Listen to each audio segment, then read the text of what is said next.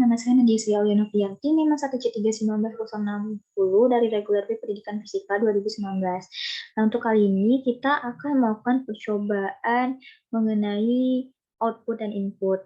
Jadi tujuan dari percobaan yang akan kita lakukan ini adalah agar kita dapat mengetahui dan memahami konsep pemrograman input-output pada Arduino.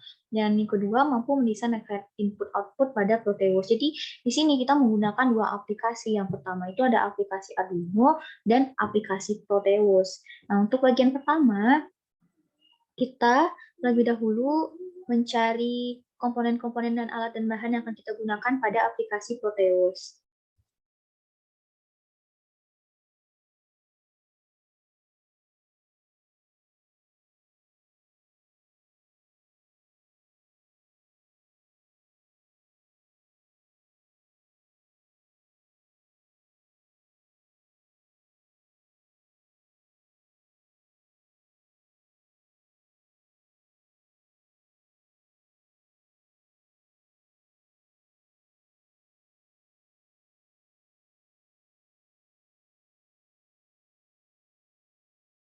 Nah, teman-teman, ini dia gambar tampilan dari aplikasi Proteus yang kita gunakan. Di sini ada yang namanya Arduino Uno, dan ini adalah LCD 16x2. Selanjutnya, kita akan melakukan pemrograman pada aplikasi Arduino. Nah, ini dia dari tampilan dari pemrograman dari aplikasi Arduino sendiri. Ini sudah Nadia buat apa-apa saja yang akan kita lakukan programnya. Nah, yang pertama ini kan ada dijelaskan mengenai bagian-bagiannya, fungsi-fungsinya di sini. Nah, di sini kan ada input liquid crystal.h. Jadi pengertian dari liquid crystal.h itu adalah bagian ini itu merupakan bagian dari library bagian Arduino LCD karakternya. Yang kedua itu yang di bawahnya ini, bagian ini, itu adalah liquid crystal LCD 12115432. Itu artinya adalah inisial dari library untuk menentukan pin Arduino yang akan kita pakai. Jadi pin yang akan kita gunakan itu ada pin 12, 11, 5432. Nah, selanjutnya itu ada wait setup. Nah, wait setup ini berfungsi untuk menjalankan kode yang akan melakukan hanya sekali selama Arduino-nya akan hidup. Yang kedua, yang selanjutnya itu adalah garis miring. Nah, pengertian dari garis miring ini adalah fungsinya untuk memberikan keterangan sebagai perintah bagian dari Arduino. Nah, teman-teman bisa lihat nih, put your setup code here to run once. LCD begin 16,2.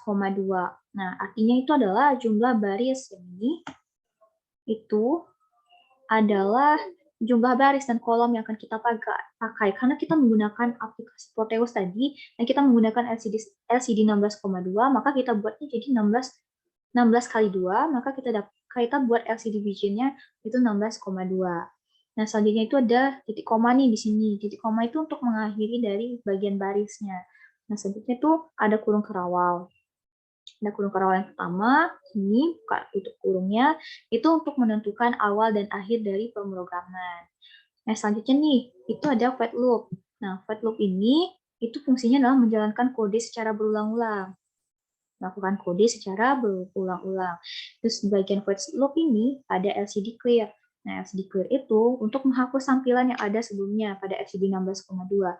16 kali 2. Jadi, LCD clear ini untuk menghapus kata-kata yang ada pada LCD sebelum kita ubah kata-katanya terlebih dahulu.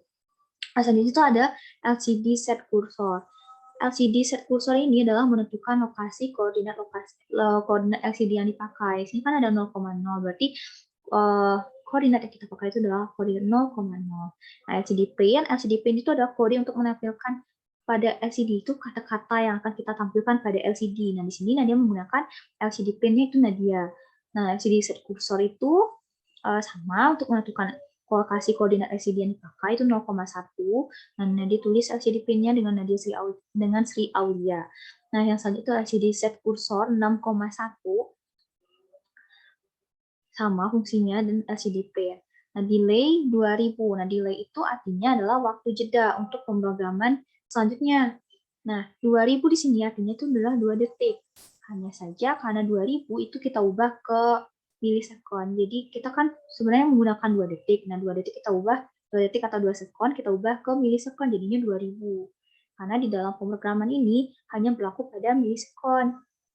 Selanjutnya itu ada display kedua sama.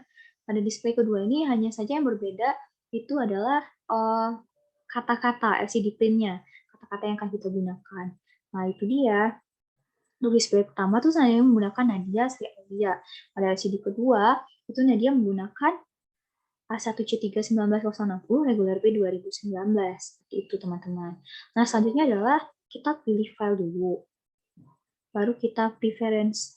Lalu kita klik nih complication. Tadi sebelumnya complication-nya nggak aku centang, jadi kita centang terlebih dahulu compilation. Klik OK, lalu kita bisa klik verify. Kita lihat nih, pada verify ini, kita lihat.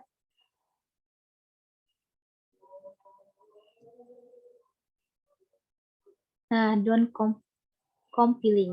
Jadi artinya program kita gunakan itu bisa kita jalankan. Nah, selanjutnya tugas kita adalah kita copy nih bagian yang ini. Nah, bagian ini. Nih, C sampai dari yang tanda petik ini sampai, maaf. Nah, bagian yang ini kita copy, lalu kita masukkan pada aplikasi Proteus-nya. Nah, ini kita udah masuk pada aplikasi Proteus-nya, teman-teman. Jadi kita klik nih pada Arduino ini klik 2 kali, lalu kita pilih program file, lalu kita kan sudah copy tadi yang pada bagian aplikasi Arduino. Kita klik paste. Nah, kita bisa klik OK di sini. Lalu kita jalankan. Nah, maka kita lihat tampilannya ada Nadia Sri Aulia. 2 detik selanjutnya ada 1C3-19060 regular B2019. Artinya, program yang kita sudah buat tadi, artinya sudah bisa dijalankan, artinya berhasil gitu. Kita lihat ya, Nadia Sri Aulia, 2 detik, 1, 2, akan berubah jadi A1C3-19060 regular B2019. Untuk teman-teman bisa juga melakukan misalnya pada pengaturan jam gitu kan, seperti yang ada di masjid, itu bisa dibuat dengan aplikasi seperti ini. Nah, itu dia percobaan mengenai input dan output pada percobaan Proteus dan Arduino. Semoga dapat bermanfaat bagi teman-teman semuanya. Mohon maaf jika terdapat kesalahan. Ditutup dengan wassalamualaikum warahmatullahi wabarakatuh.